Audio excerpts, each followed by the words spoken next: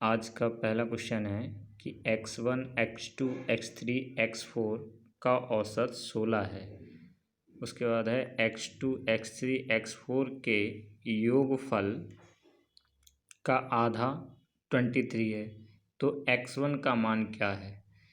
तो इसके लिए पहला विकल्प दिया है 17, दूसरा 18, तीसरा 19 और चौथा 20। तो इसके सॉल्यूशन के लिए सबसे पहले हम निकालेंगे x1 plus x2 plus x3 और प्लस x4। इसका क्या होगा कि हमें इसका दिया है आपको औसत कितना दिया है 16 और ये संख्याएं कितनी हैं 4, है ना। तो हम कर देंगे 4 इंटू 16। तो x1 plus x2 plus x3 plus x4 equal to हो जाएगा 64। उसके बाद हमें एक कंडीशन दी है कि x2 प्लस x3 और प्लस x4 इनके सम का आधा ये दिया है हमें, इसको फर्स्ट मान लेंगे 23, ठीक है ना। तो इसका क्रॉस मल्टीप्लाई कर दो। इसका क्रॉस मल्टीप्लाई करेंगे तो x2 plus x3 plus x4 बराबर हो जाएगा 2 इंटू 23, है ना। तो x2 plus x3 plus x4 हो गया 46। अब ये वैल्यू कहाँ रख देंगे हम? फर्स्ट में। तो पुटिंग इन फर्स्ट, तो x1 प्लस 46 बराबर कितना हो गया हमारा 64। तो x1 कितना आ जाएगा 64 माइनस 46, तो x1 इक्वल हो गया 18। यही आंसर हो गया, ठीक है ना।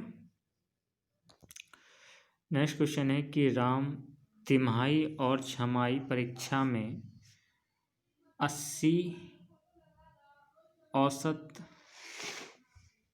अंक लाने का लक्ष्य लेता है, लेकिन तिमाही परीक्षा में उसके औसत अंक उसके लक्ष्य से 3 कम आते हैं और छमाही परीक्षा में उसके लक्ष्य से 2 अंक अधिक आते हैं। दोनों परीक्षाओं के कुल अंकों के बीच अंतर 25 है, ठीक है। तब राम के द्वारा कुल अंक प्राप्त करने का उद्देश्य है, यानी कि वो कितने अंक प्राप्त करेगा। तो पहला विकल्प है 400, दूसरा 410, तीसरा 480 और चौथा हो गया तीसरा 420 और चौथा हो गया 380। तो इसके लिए हम क्या लिखेंगे कि माना दोनों परीक्षाओं जो हैं वो 100 अंकों की, यानी दोनों परीक्षाओं के कुल अंक दोनों परीक्षा ये माना दोनों परीक्षा के कुल अंक बराबर 100, ठीक है। तो उसके अब तिमाही में अंक कितने आएंगे? तिमाही में अंक, देखिए तिमाही में जो अंक आएंगे वो कह रहा है कि जो उसके औसत यानी कि 80 का था लेकिन 3 कम आए, तो 80 से 3 कम कर दीजिए तो कितना बचा 77, है ना। और छमाही में अंक, तो छमाही में अंक हो गए कितने, 2 अधिक आ रहे हैं, यानी कि 80 2 प्लस 82 हो गया, ठीक है। अच्छा अब इनका अंतर निकालो, तो अंतर इनका निकालें तो कितना हो जाएगा 82 माइनस 77, यानी कि 5 आया, ठीक है, दोनों परीक्षाओं में। तो 5 के अंतर पर कितने आते हैं, 5 अंक के अंतर पर कुल अंक कितने हैं? 100। ठीक है, कुल अंक कितने हो गए? 100 हो गए। अब हमें करने कितने हैं? अंतर कितने का है? 25 का। तो 25 अंक के अंतर पे कितने हो जाएंगे? यानी 5 का गुणा हुआ यहाँ पे, तो यहाँ भी 5 का गुणा 2, कितना हो गया? 500। यही तो हुआ। लेकिन लाने कितने हैं उसको? 80%, है ना। तो अब उसका लक्ष्य क्या है? लक्ष्य हो जाए कितने अंक प्राप्त करने हैं उसको? 500 इंटू 80/100। 2 जीरो से 2 जीरो कैंसिल हो जाएंगी, तो ये हो जाएगा आपका 400 अंक का। ठीक है ना। तो उसके द्वारा 400 अंक प्राप्त किए जाएंगे। ठीक है। अगला क्वेश्चन है, जब ए 4 वर्ष 7 माह का था, यानी कि ए की आयु है 4 वर्ष 7 माह का था, तब बी का जन्म हुआ, यानी तब बी पैदा हुआ। और जब बी 3 वर्ष 4 माह का था, तब सी का जन्म हुआ। ठीक है, यानी सी पैदा हुआ। और जब सी 5 वर्ष 2 माह का था, तब उनकी औसत आयु थी, यानी तब तीनों की औसत आयु बतानी है। तो सबसे छोटा तो सी हो गया। तो सबसे पहले तो आप सी की आयु लिखिए। तो सी की आयु कितनी है? 5 वर्ष और 2 माह। तो इस माह को भी क्या बना दीजिए आप? ईयर बना लो, है ना। तो 5 + 2/12 कट कर देंगे, तो ये हो जाएगा 5 + 1/6। ये भिन्न लगा दें तो ये हो जाएगा, ये भिन्न लगाएंगे तो 6 पंचे 30 + 1/6, यानी कि 31/6 ईयर आ गया ये। ठीक है ना। देखिए, जब बी 3 वर्ष 4 माह का था तो सी का जन्म हुआ। तो अब जब सी 5 वर्ष 2 माह का है, तो बी की आयु कितनी हो जाएगी? वर्ष में जोड़ दो, 5 3 8, और माह में जोड़ दो 6, यानी कि 8 वर्ष 6 माह हो जाएगी बी की आयु, है ना। तो लिखते हैं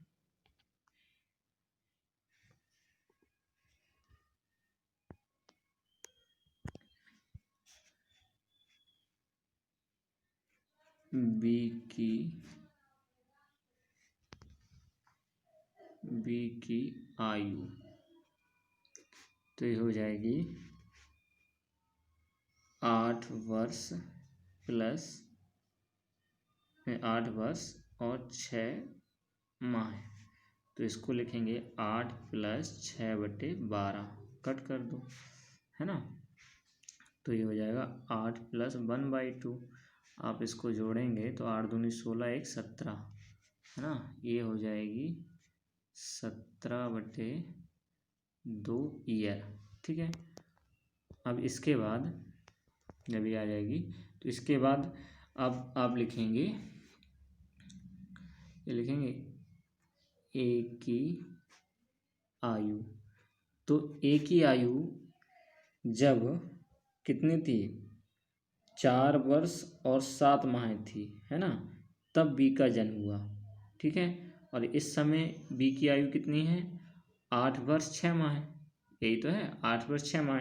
तो ये हम उसमें जोड़ देंगे। तो 8 और 4 जोड़ेंगे तो ये, यानी कि 4 वर्ष और 7 माह का जब ये था तब बी का जन्म हुआ। और इस समय ये है, तो 8 4 12 वर्ष वो हो गए, और 7 माह में 6, यानी 13 माह ये हो जाएंगे, तो 1 साल बढ़ जाएगा। तो ये हो जाएगा 8 4 12, यानी कि 13 वर्ष और 1 माह। ठीक, ये चीज़ बनेगी। तो ये हो जाएंगे आपके 13, ऐसे लिखें, +1/12 गुणा कर दीजिए, तो 12 दूनी 12 × 36, और 12 एकम 12 और 3 15 + 1/12, तो ये आ जाएगा 157/12 ईयर। अब तीनों की हमें आयु पता चल गई है ना। तो औसत आयु।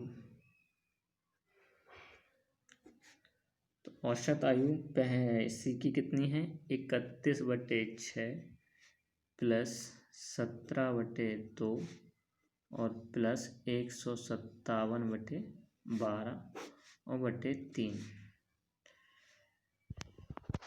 ठीक है ना। तो एलसीएम तो 12 ही आएगा। 6 दूनी 12 तो 2 का गुणा होगा, यानी 31 × 2 प्लस 2 6 12 तो 17 × 6 हो जाएगा और प्लस 157 और इंटू कितना होगा 1। अब इसके बाद गुणा कर दिए 2 और 2 × 6 प्लस 17 छक्का 102 और प्लस 157 और सॉरी बटे 3 भी है, तो बटे 12 और बटे 3।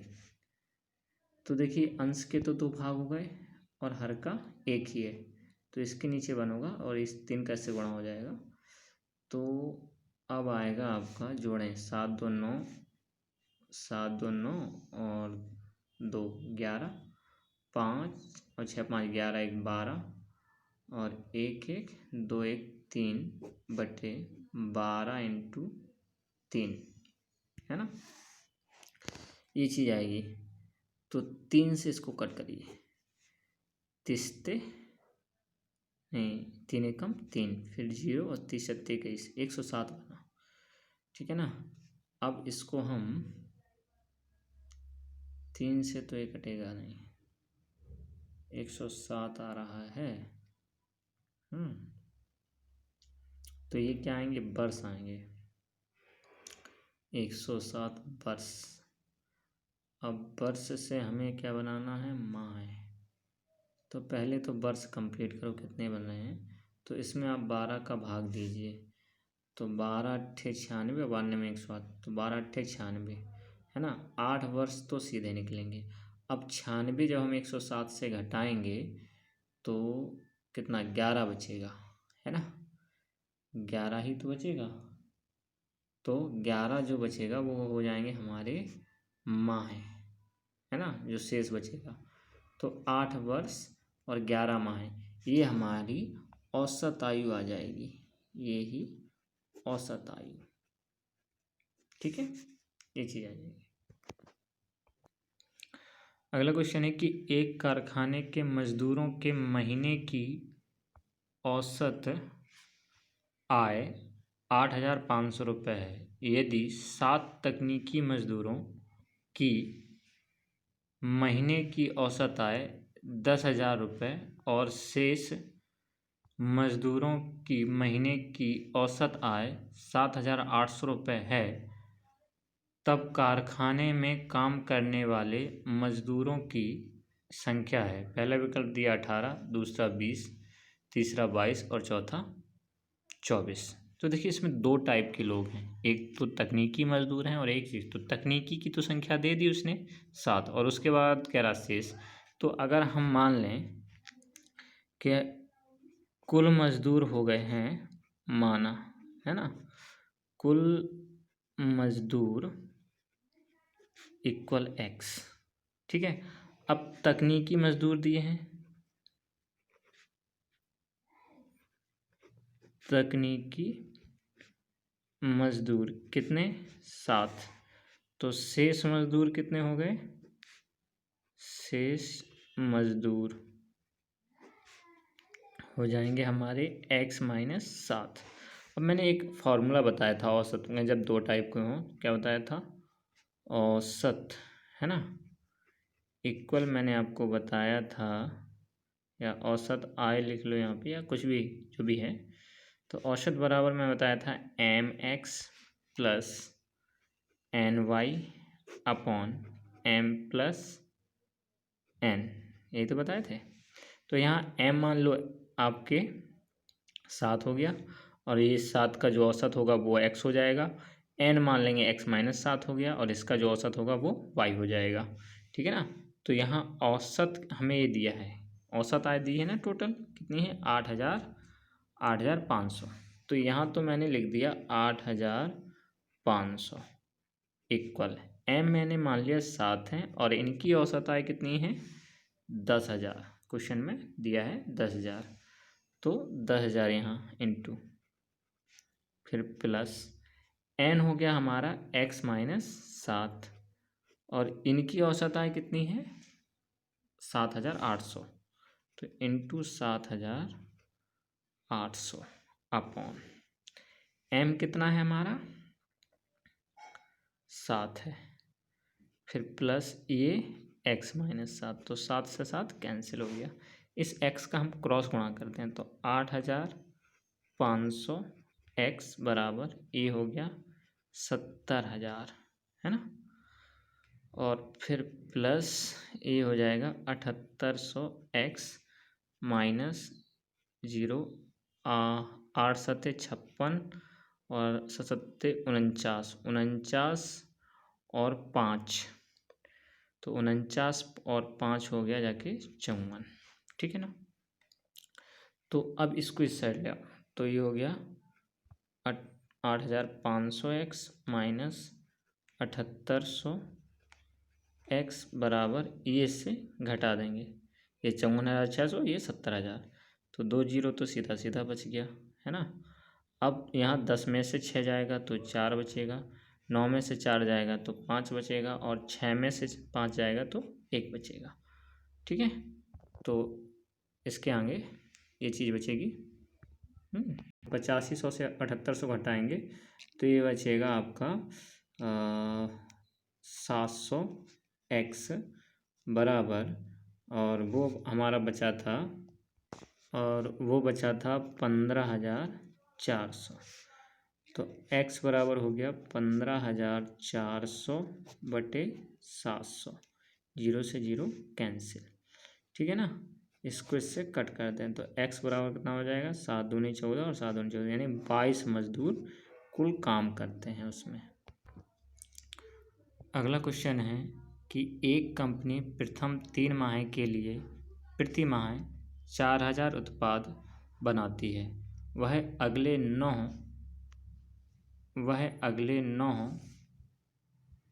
माह कितने उत्पाद प्रति माह के औसत से बनाए कि उसका पूरे वर्ष में प्रति माह औसत उत्पाद 4,375 हो जाए, यानी टोटल हमें औसत उत्पाद दे दिया उसने, तो इसके को भी हम उससे लगा सकते हैं। तो इसका सॉल्यूशन देखिए, अभी हमने जो फार्मूला लगाया था उसमें वही वाला फार्मूला इसमें भी लगाइए।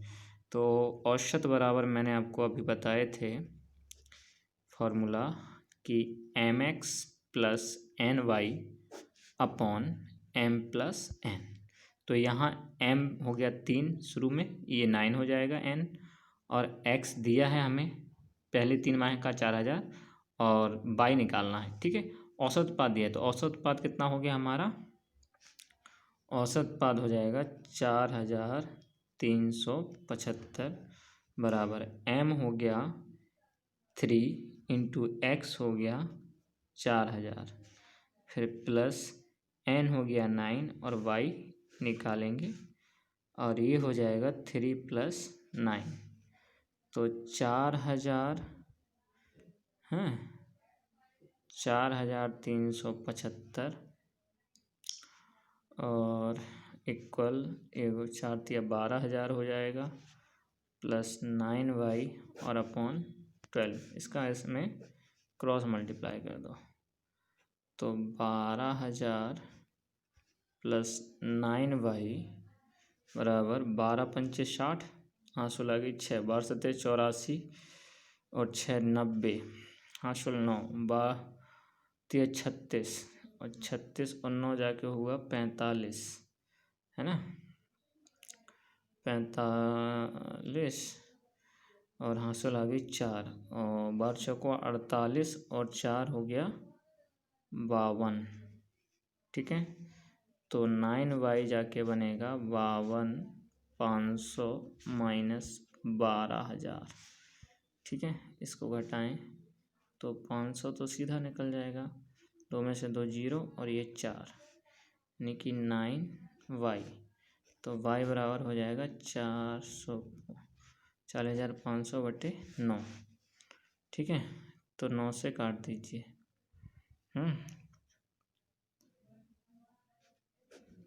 तो 9 चौको 36, 4 बचा, 9 पना 45 और 2 जीरो तो 22, यानी कि उसको 4500 के औसत से उत्पादन करना होगा।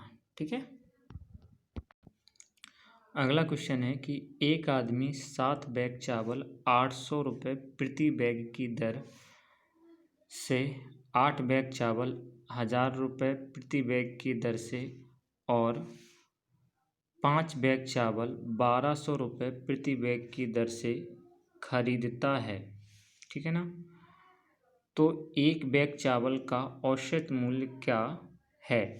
तो पहला विकल्प दिया है 1000 रुपये, दूसरा 980 रुपये, तीसरा दिया है 1120 रुपये और चौथा दिया है आपको 1050 रुपये।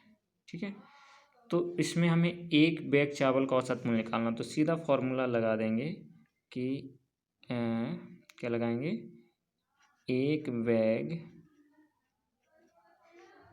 चावल का औसत मूल्य बराबर। ठीक है। तो पहले कितने के 7 का गुणा कर दो इसमें, यानी कि 7 इंटू 800, फिर प्लस दूसरा 8 बैग 1000 के हैं तो 8 इंटू 1000, फिर प्लस 5 बैग 1200 के हैं तो 5 इंटू 1200 और अपॉन ये जोड़ देंगे 7 प्लस 8 और प्लस 5, यानी कुल वही होता है ना, कुल राशियों का योग बटे कुल संख्या, वही कर दिया। तो गुणा करिए, 8 सत्ते 56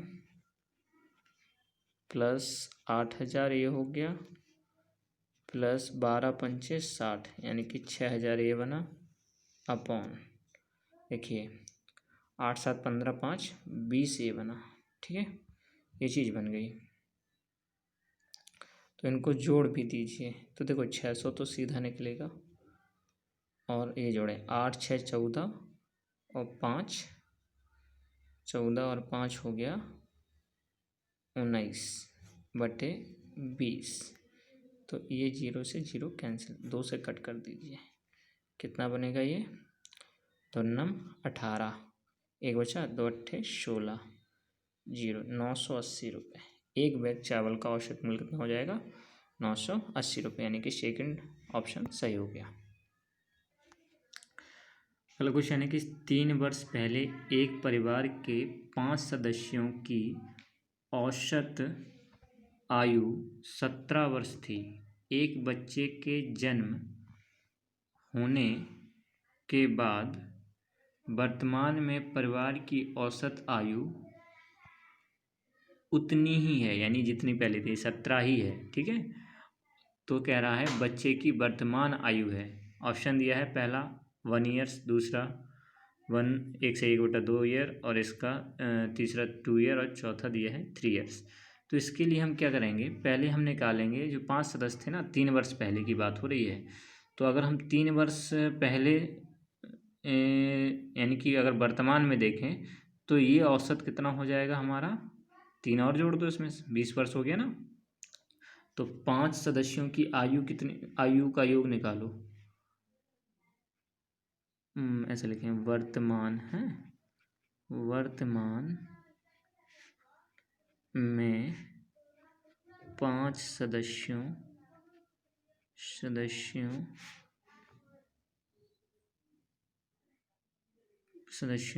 की आयु का योग।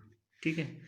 तो कितना था, 17 इंटू 5 और प्लस 3 इंटू 5, क्योंकि 3 ईयर वो भी जोड़ेगा। तो ये 17 पना 85 और प्लस 5 3 15 और यहाँ जोड़ो 5 5 10, 8 1 9 1 10, 100 वर्ष हो गई हैं। और वर्तमान में अब सदस्य कितने हो जाएंगे, 6, क्योंकि एक बच्चा भी आ गया। तो वर्तमान है, वर्तमान में 6 सदस्यों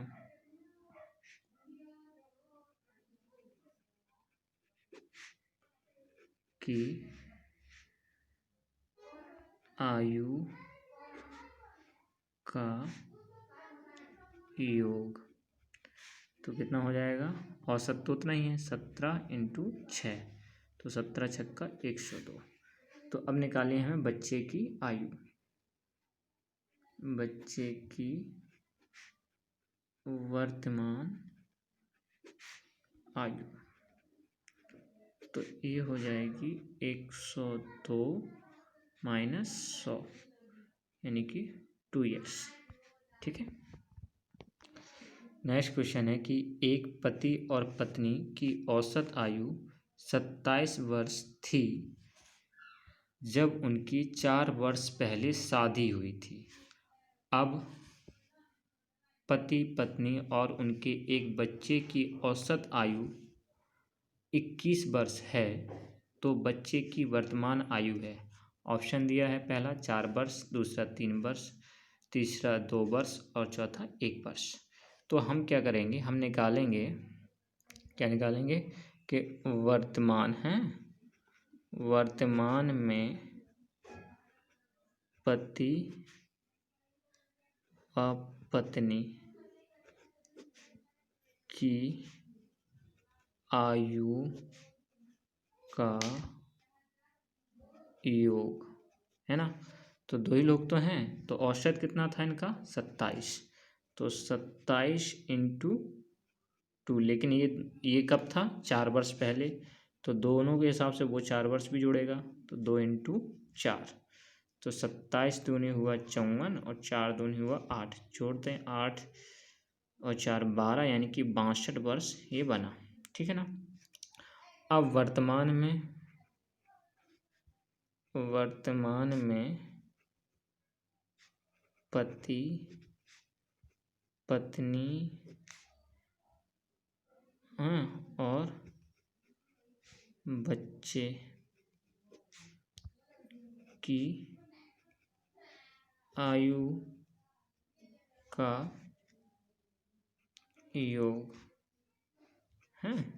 तो अब 3 लोग हो गए, तो औसत कितना था इसका 21 वर्ष, तो 21 × 3 तो 21 दिया हो गया 63 वर्ष। तो बच्चे की वर्तमान आयु ये हो जाएगी 63 - 62 यानी कि 1 ईयर्स। ठीक है, तो हमारा विकल्प चौथा सही हो जाएगा। अगला क्वेश्चन है कि 24 लड़कों की एक कक्षा में एक 10 वर्ष की आयु वाले लड़के ने कक्षा को छोड़ दिया और उसके स्थान पर एक नए लड़के ने प्रवेश लिया, जिससे कक्षा की औसत आयु में 2 माह की वृद्धि हुई। तो नए लड़के की आयु क्या है। ऑप्शन पहला दिया है 12 वर्ष, दूसरा 15 वर्ष, तीसरा 14 वर्ष और चौथा दिया है 13 वर्ष। हमें देखिए औसत वृद्धि 2 माह दी है। अगर हम 24 लड़के हैं उनके हिसाब से देखें तो आयु में कुल वृद्धि कितनी होगी। अगर 24 के हिसाब से देखा जाए, आयु में कुल वृद्धि तो 2 × 24 है ना, यानी कि 24 दूनी 48 माह हो गए, ये मंथ। अब इसको अगर हम वर्ष बनाएं तो इसमें 12 का भाग दे दो, 48/12 और 12 × 4 = 48 यानी कि 4 ईयर्स। तो नए लड़के 10 का गया था, 4 की वृद्धि हो रही है, 4 वर्ष बढ़ रहा, तो नए लड़के की आयु हो जाएगी हमारे नए लड़के की आयु बराबर हो जाएगी 10 + 4 यानी कि 14 वर्ष। ठीक है ना, तो विकल्प जो होगा हमारा तीसरा सही होगा। अगला क्वेश्चन है, राम और उसके 2 बच्चों की औसत आयु 17 वर्ष है और राम की पत्नी और उन 2 बच्चों की आयु का औसत 16 वर्ष है। यदि राम की आयु 33 वर्ष हो तो उसकी पत्नी की आयु है। पहला दिया है ऑप्शन 31 वर्ष, दूसरा 32 वर्ष, तीसरा 35 वर्ष और चौथा कितना हो जाएगा आपका 30 वर्ष। तो इसके लिए क्या करेंगे कि देखो पहले हमें किसकी दी है, राम की और 2 बच्चों की आयु, तो हम इनका निकालेंगे राम प्लस 2 बच्चे हैं की आयु क्या हो जाएगी इनका, यानी कि योग निकाल रहे हैं। तो कितना है इनका 17 वर्ष, तो 3 लोग हुए, 2 और 1 राम, तो 17 इंटू 3 यानी कि 17 × 51 वर्ष हो गया। फिर उसकी पत्नी हो गई और प्लस 2 बच्चे है ना, की आयु क्या होगी, ये भी 3 लोग हो गए, लेकिन इनकी औसत दिया है हमें 16 वर्ष, तो 16 इंटू 3 यानी कि 16 × 48। अब अगर इन दोनों को घटाएं तो 2 बच्चों की आयु तो खत्म कट जाएगी ना, क्या बचेगी राम की आयु माइनस पत्नी की आयु, यही तो, यानी कि राम माइनस पत्नी, तो घटाएंगे 51 माइनस 48, तो राम की आयु हमें दी है 33 माइनस पत्नी की आप निकालेंगे, ये घटा दीजिए, 11 में से 8 गया, 3 बचा है ना, तो पत्नी की आयु हो जाएगी, पत्नी की आयु बराबर हो जाएगा 33 माइनस 3, तो पत्नी की आयु कितनी आ जाएगी 30 वर्ष की आयु हो जाएगी 30 ईयर्स। इसका मतलब हमारा ऑप्शन कौन सा सही होगा, चौथा। ठीक है।